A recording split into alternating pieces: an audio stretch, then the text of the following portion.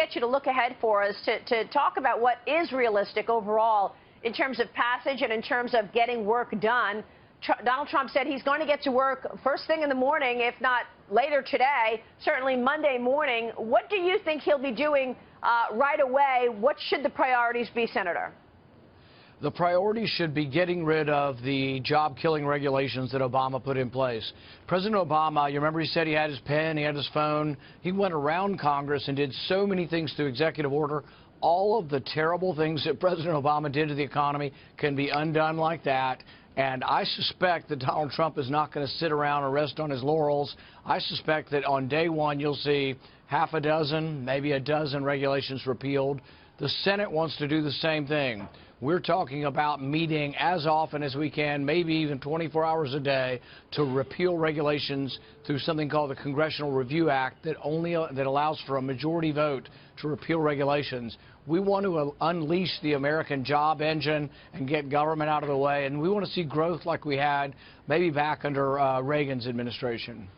So in terms of those regulations that you think then President Trump will be able to reverse with his own pen and his own phone come Monday morning, where are those regulations largely? Are you talking about EPA regulations that you think will be a priority for him? What kind of executive orders will we see reversed right away on Monday? I think the most overbearing and the most numerous of the regulations have come from the EPA. I can't wait to see Scott Pruitt also approved. I think he'll look with a very methodical and very much an intelligent oversight of the regulatory atmosphere. But I think you're going to see a lot of EPA regulations that have gone too far. And the main thing is the liberal left has always scared people and said, oh, there'll be no rules. It has never been about no rules versus regulation. It's been about whether or not the incremental increase in regulation is so draconian that business can't continue to operate. And so really what we're talking about is keeping a baseline of lower regulations that are reasonable but allow jobs to be created.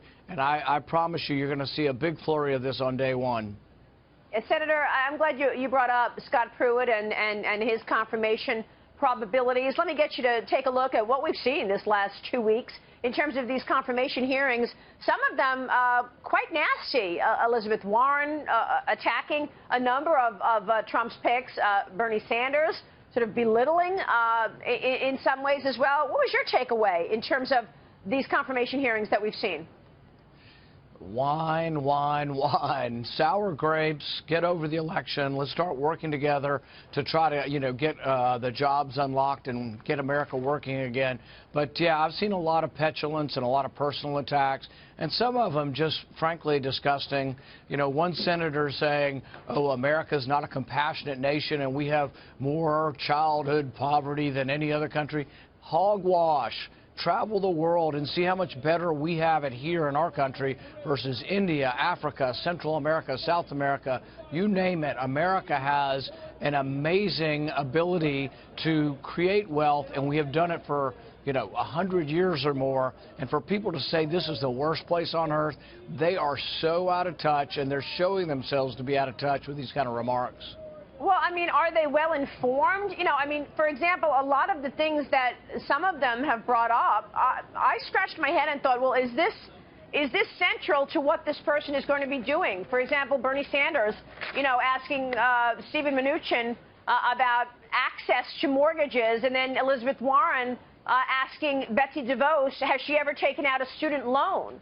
But in a hostile tone. Do you think that they're well prepared and they know what they're talking about the issues at hand? No, and I think it's looked terrible. I mean, one senator asked Tom Price, whose dad died from smoking and from emphysema, why he had the gall to own a tobacco stock. Turns out that senator also has tobacco stocks in his mortgage, in his mutual funds. And so it's the hypocrisy, the anger, the childishness. We're going to have to try to get beyond the election and really start looking for common ground, particularly with Obamacare, because it's going to take Democrats to vote for a replacement bill. And right now, I'm concerned that no Democrats want anything to do with helping people get more insurance or health care because they're just mad because they lost the election. Bottom line, do you think these picks will be confirmed? Yes, all of them will be. Some of them are going to be confirmed by mostly Republican votes. But I think there are a few reasonable Democrats, particularly Democrats who are in states that Donald Trump won by 40 points.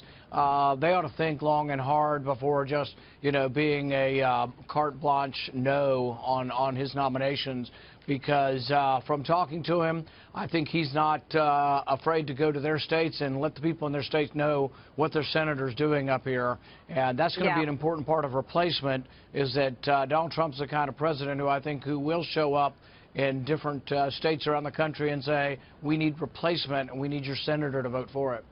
And he reminded everybody last night, you have an election in 2 years. Senator, good to see you. Thank you so much for joining us. Thank you.